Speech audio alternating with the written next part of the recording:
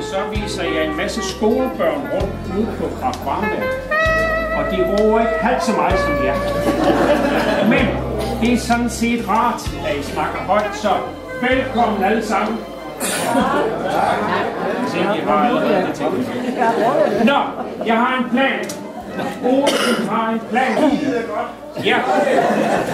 Hey, og det den går ud på, det er allerførst dem, der har nogle små trolde med, som de godt vil have at sidde ved siden af. De begynder at liste derinde af og finde en plads.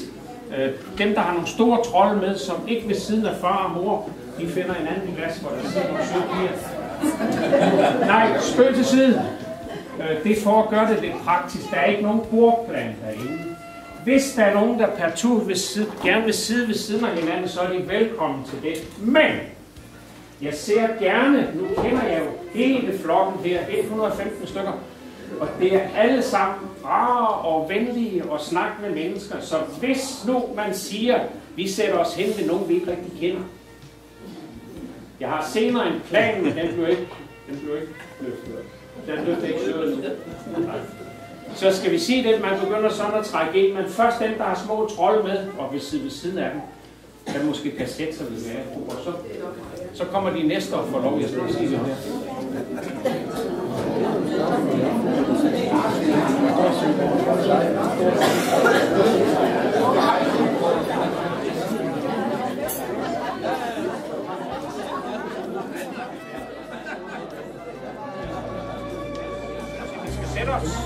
Så har jeg nemmere ved at få overblik.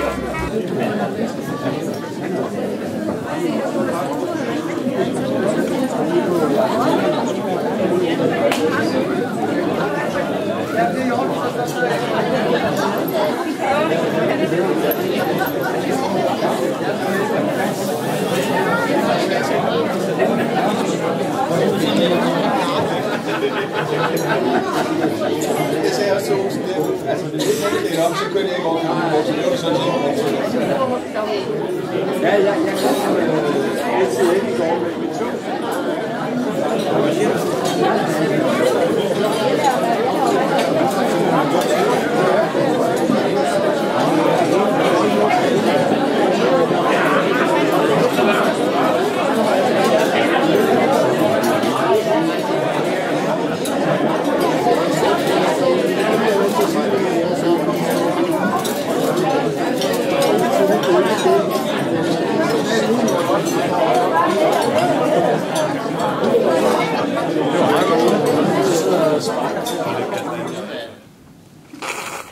Så er det jo sjovt at se store flok mennesker, du har omkring dig i dag. Jeg kan jo huske helt tilbage fra min barndom. Det helt store, det var jo, når du kom hjem, enten havde været ude at sejle, eller hjem til jul, eller der kom fødselsdagsgaver, eller julegaver. Det har altid været noget helt specielt, og vi har alle sammen haft et helt specielt forhold til dig, Erik. Vi kan se, at det er et mønster, der følger mine børn flokkes om dig, og jeg har indtryk af, at det er sådan set også mine søsterbørn. Alle andre børn omkring dig, de flokkes om dig som person. Den nye generation, vores børnebørn, selvom de er nogle små væsener, jamen de søger os. Erik, du skal have en stor tak for det menneske, du er. Og du skal have en utrolig stor tak for den store hjælpsomhed, du har over for os alle sammen. Vi kan altid få et godt råd. Vores koner, som når vi andre bliver for slemme, så kan de få trøst. Det værste er, at du holder altid med dem. Men, det må blive lidt med. At det er sådan set, at de hænger sammen. Men vi håber alle sammen, at vi må få lov til at bevare dig i rigtig, rigtig mange år endnu. Fordi dig, jeg tror ikke, der er nogen af os, der kan undvære overhovedet. Så held og lykke fremover, Erik. Og så vil jeg gerne have, at vi rejser os og bringer livet for jer. Hurra! Hurra! så er det lange.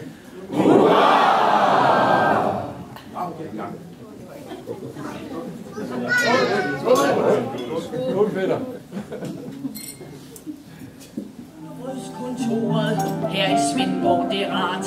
Men kasserens regnskab, det er ikke altid klart. Kasserne er for stærkt, og vandafgift. Porto og belysning, det går op og ned på skift. En er for lille, en er for stor. Overskuddet tager kommunens kontor. Noget tager kasseren, noget sekretæren. Så fik det noget endnu værre. Mutter ligger vågen, hun får armbåndsuret fat. Hør, sig mig lige en gang, hvad er det med ham Jensen? Hvor bliver han af i nat? Jo, en times tid. I godt humør, der har han stået og prøvet nøglen. De ting der døde dør. En var fri. En var for stor. En var til loft. Og en til kontoret. En rammer nær ved med nåsen. Det var der. Og sådan var der noget ved hver. Jeg har været ansat på en vældig sjov klinik, hvor vi rettede næser. De skulle bare se dem, vi fik. Navnlig damer. Kom der stejle nå. Jamen tænk at se på næser, hva? Og så rette fejlene. En var for lille, og en var for stor. En skulle have knæk. En rette bror. En var for åben. En ordinær. Og sådan var der noget ved en bær.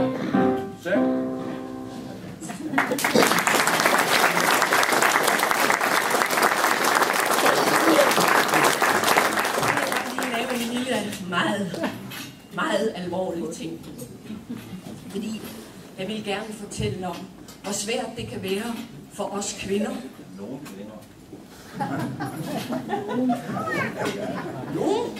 kvinder. Og det er jo det her med at finde en mand. Altså, jamen det er jo nemt nok sådan set at finde en mand, men at få ham til at gifte sig med en. Hold. Det tager lang tid. Men gift, det blev jeg nemlig. Men dengang, da jeg var ung, jamen der friede man så langsomt, at en skæbnevej blev tung. Det var ikke ligesom nu, hvor man straks forbid. Nej, det tog lang tid. For kærligheden fulgte ikke af som celluloid. Nej, det tog lang tid. Dengang var kvinden noget så ærbar og så ydelig. Hun var så yndig og så lydig. Men tænk, hvis man nu til dags skulle finde en uskyldsvid. Så tog det lang tid.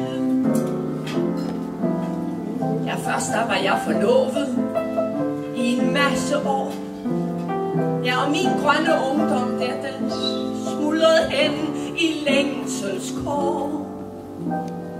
Han sang serenader ud i sommernattens blid. Og det tog lang tid. Men så faldt han på knæ, tog min lille hånd så vid og holdt den lang tid. Så sagde jeg, tag hvad du vil have, og så du føler. Så tog han kun en lok af mine krøller. Nå, for der var ikke noget med forskud, før en mand stod fed. Og det tog lang tid. Du er dygtig på en computer. Og jeg tænkte på, jamen den lille, hvad var det du kaldte dig selv i pengelampen? Men det var sådan noget lille lort, hvad jeg ville sige. Og alligevel, du vejede kun 2.800 gram, da du blev født. Og jeg skulle hen og have fat i blyant af papir. Tænk Tænk, du har taget 83 kilo og 200 gram på siden. Det er fantastisk. Og så tænkte jeg, læs videre. Egon Olsen har en plan. Nej, det var forkert. Det var jo Erik Olsen, der havde en plan. Hold da op, tænkte jeg. Den pæne Erik, han har en plan. Eller var det Egon? Nej, det var Erik. Og jeg læste videre. Og så var det jo en rigtig god plan. Små, så det også gerne høre. Det var en rigtig god plan, du havde. Så vil jeg sige til dig, Erik, 70 år. Det er da en dejlig skøn alder. Det kan altså også sløvesår. Og det er nu så ikke til at kigge på. Det er der altså ikke. Den alder, den kan være fuld af glæder. Du skal bare forstå, unødigt de glæder, der er, det ved jeg også, du gør. Og den bedste tid, Erik, den er nok, kan være gemt til sidst. Det er selvfølgelig ikke, hvad det er, men det tror jeg. Og når vi bliver ældre, Erik, så forstår vi ligesom mere livet. Og vi har også lært, med alderen forhåbentlig, der har vi lært noget af, hvad der er vigtigt, og hvad der er mindre vigtigt. Og det er jo egentlig en herlig chance, den alder, du har. Fordi den er jo dejligt uforpligtende. Det er den alder, hvor du med god samvittighed kan tænke på dig selv. Jeg tror at vide, at noget af det, du prioriterer højst, det er livet ved Svendborg Sund. Det er din sejlsport og dine kajakture. Både alene og sammen med venner og familie. Og det er så dejligt at se, jeg kan se, at du træner de flokke som omkring dig, du træner med de her kajakture. Jeg kan jo sidde oppe i min stue og følge det hele. Det er jo så dejligt, synes jeg. Og jeg glæder mig sådan over det. Og det er så skønt også, når du sejler ud med din båd, fulde sejl op gennem Svendborg Sund. Eller også bruger i din kajak. Jamen det er jo lige så dejligt. Det er da bare livet, det synes jeg det er. Og du er jo bare, du er jo frisk som en havørn, synes jeg. Sådan bliver det i hvert fald på mig. Men, der var lige noget med havørnen. Var det ikke sidste sommer, da du var på Sjælland, der faldt du ned på en stige. Og der blev havørnens vinger jo stækket for en tid, Erik. Du kom jo hjem, og du blev hentet i helikopter for det første, og så kom du hjem i ambulancen, og du skulle ligge i sygeseng. Men hvad skete? Jeg kunne se, når jeg gik tur, der var biler, der var gæster. Og din søde bagbro Heidi lavede mad. Hvad kunne du forlange? Du blev hurtig, rask, og du kom på vingerne igen. Jamen, du er jo fantastisk, Erik. Vi synes alle sammen, jamen, det var da helt utroligt. Og jeg kunne komme med mange roser til dig, Erik. Men det gør man vist ikke sin mand. Det tror jeg ikke, man gør. Men ganske kort vil jeg sige til dig. Du besidder hjertets dannelse, Erik. Du er altid. Du er så dejlig. Du er så rolig. Du er så høflig. Og du er ligevægtig. Og det bedste ved dig, Erik, det er, man ved altid, hvor man har dig. Du er altid den samme over for os alle. Og jeg er sikker på, at der er ikke en på Sundvej, vores vej, der vil undvære dig. Du er uundværlig. Du er altid reddet, hvis nogen har brug for din hjælp.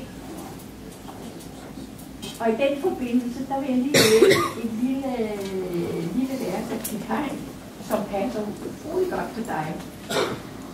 I en tid, hvor det gælder at ligne de mange, som har ophørt at yde og lært at forlange, er der enkelte blandt os, man trygt kan forlange af, Du er en af de få, som der ikke er mange af. Til sidst vil jeg sige til dig, kære Erik. Livet, ja det har jeg sagt før, livet er jo dejligt. Det er egentlig foruroligende dejligt. Så du kan roligt tage 70 år til, Erik. Og så vil jeg også lige sige, at travleren som dig, du bliver meget gammel, Erik. Tillykke, Erik. Så synes jeg, at vi alle sammen endnu en gang skal rejse os og udbringe et liv for Erik. Skål. Jeg håber, alle har kunnet høre mig, fordi... Det håber jeg. Skål. Skål. Og tillykke. Og skal vi ikke udbringe endnu en gang et trefoldigt leve for Erik, og så det lange, og så synge en sang? Jo. Erik længe leve. Hurra! Hurra! Hurra! Han skal leve. Han skal leve. Han skal leve. Højt hurra! Hurra! Hurra! Hurra! Hurra! Hurra! Hurra! Hurra! Hurra! Hurra! Hurra! Han skal leve. Han skal leve. Han skal leve. Højt hurra! Hurra! Hurra! Hurra! Hurra! Sammen med han er en af vejene. Det er rigtig himmelvand. Det er rigtig himmelvand. Det er rigtig himmelvand. Og han er en af vejene. Det er rigtig himmelvand.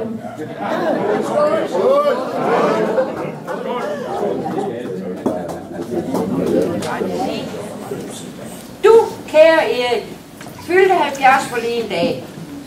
Men for en som dig, der er det ikke nogen sag. Når bare man er aktiv, så føles dagen ikke lang. Og vi ved alle sammen, at Erik altid er i gang.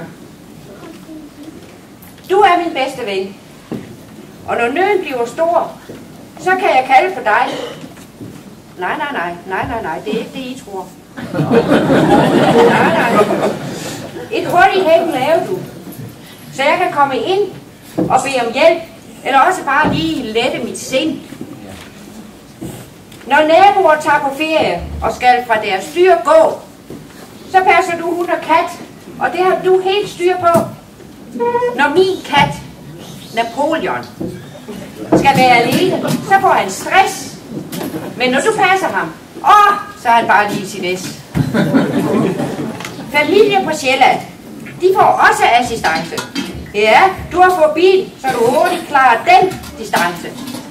Jeg vil sige, når ikke du skal danse og hoppe til gymnastik, så er pulsen begge oppe. Om affald, der ved du alt. Og grønne fingre, det har du jo. Der er ikke den blomst, du ikke kan få til at gro. Og så har du en bog. For 2 år siden, der købte jeg en fiskestang. Og ja, jeg håber stadig, jeg får lov til at komme med på tur en gang.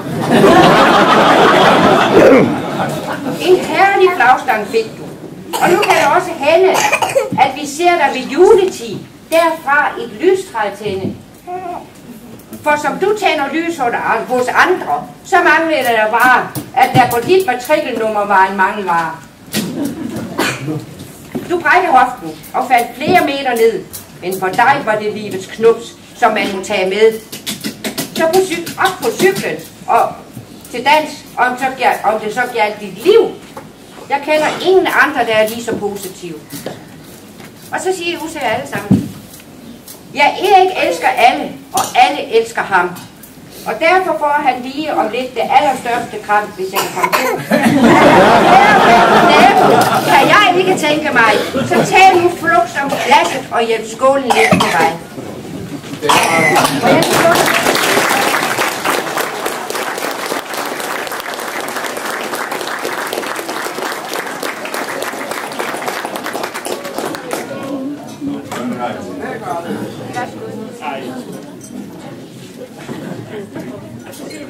Jeg har desværre ikke noget skål, men skål lige på vand. Erik længe leve, og jeg håber, det bliver rigtig længe, også for min skyld i år. Og Napoleons. Ja, længe leve. Hurra! Hurra! Hurra! Og så er det lange. Hurra! Så tager vi lige suset fra Svendborg Sund en gang til for de tunge.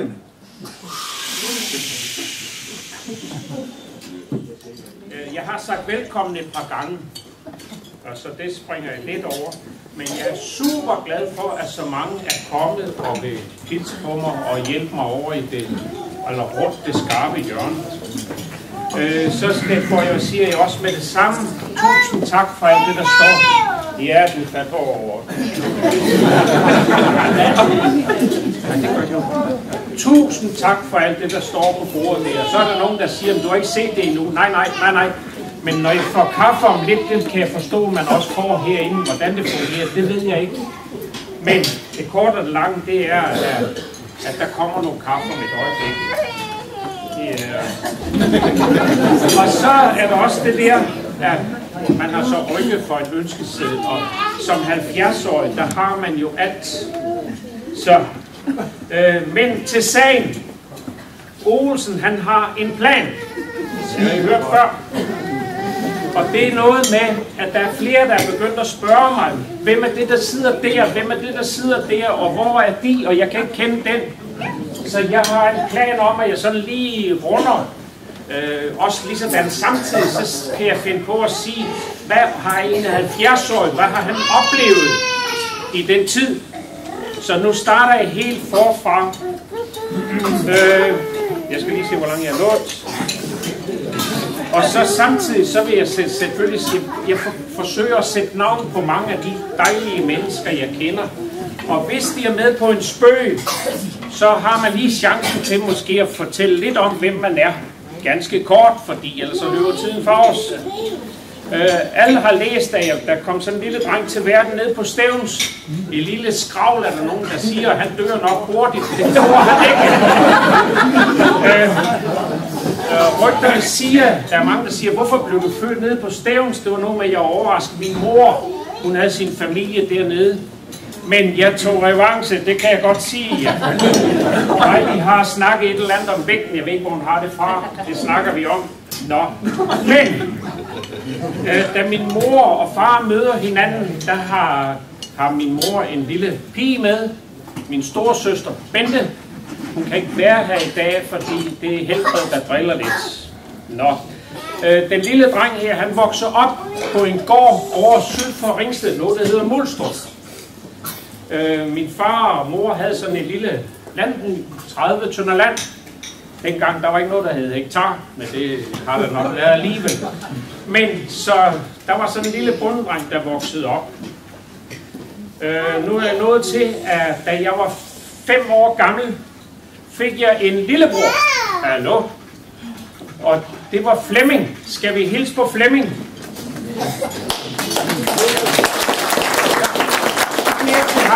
Ikke mere til ham. Men I kan godt se, når man er en forskel på 5 år, så kan I godt fornemme, hvem der kan løfle hvem. Og det næste det er, at jeg har altid været lidt misundelig, men jeg er alligevel glad for ham, fordi han havde, da han var lille, havde han noget eksem, så han slap for at være med at tærske. Og det var noget med støv og sådan noget, og Flemming kunne sidde og læse Anders Sandblad, og så kunne jeg ellers bare hjælpe min far og mor med det der tærskeri. Men hvad han laver i dag, det vil jeg slet ikke fortælle, det får han selv lov til. Ja. Ganske kort. Vi har cirka et halvt minut til at... Men det kort langt, det er, jeg har haft med korn at gøre de sidste 35 år. Jeg har haft med korn at gøre de sidste 35 år. Og i dag, der sidder jeg og køber korn ind til havnemøllerne i Vejle. Så det blev altså noget ved landbrug alligevel. Ja, det gjorde det. Og det er noget med, at de griner lidt, fordi hvis Flemming, det skal man, når man håndterer korn, så skal man dufte til det. Og så Flemming, han nyser, og så er det et tegn på, at det er dårligt korn. Nå. Jeg vil også godt lige have lov til at sige et par ganske kort ord. Det var om Erik, at jeg betragter ham som en rollemodel. Dengang der havde vi hverken internet eller Google eller noget som helst. Så fantasien den blev sat i sving, når han kom hjem fra sine ture til søs. Når han var sejlet med ØK-skibene, eller i Fjernøst og så videre. Så man lyttede jo, og så tænkte man, det må være noget spændende. Så jeg kom til ØK, men det var så på kontoret, men det kort langt det er, at det har præget mit arbejdsliv lige siden. Så tak for det. Super. Flemming, han er gift med Bente. Og der skal ikke lægge skjul på, jeg har mange dejlige sure svigerinder. Og det står helt klart, jeg holder med mine svigerinder, og så kan de der brødre, de kan bare komme, kan de. Ja,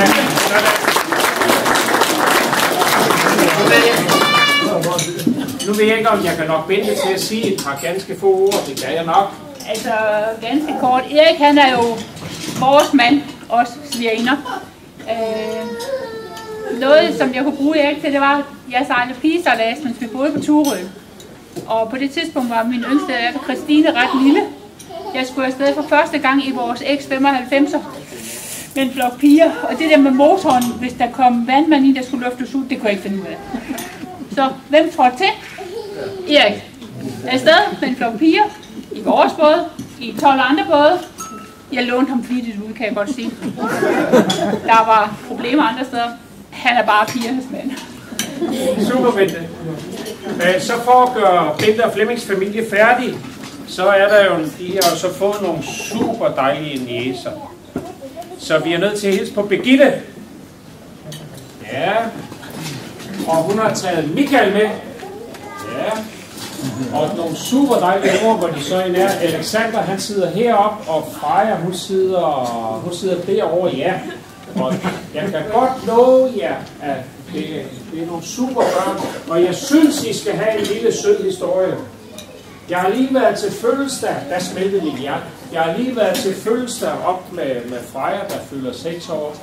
Og så betror hendes far mig. Der kom der en tårer på kinden, det kan jeg godt sige jer. Freja og hendes far, de sidder sådan og leger lidt et eller andet sted inde på værelset og bygger nok noget Lego. Så siger Freja til hendes far, ved du hvad far, ved du hvem jeg elsker allermest? Nej, siger Michael, det vidste han ikke. Jeg elsker mest farbror Erik, det hedder jeg. Men, så siger hun så, men far, dig og mor, I kommer bag næste efter. Så ja. Ved I hvad, så er man fuldstændig væk. Så er vi nødt til lige at se Christine også. Nå, undskyld. Ej, det er super. Birgitte har et eller andet. Bare en lille bitte ting. Ja.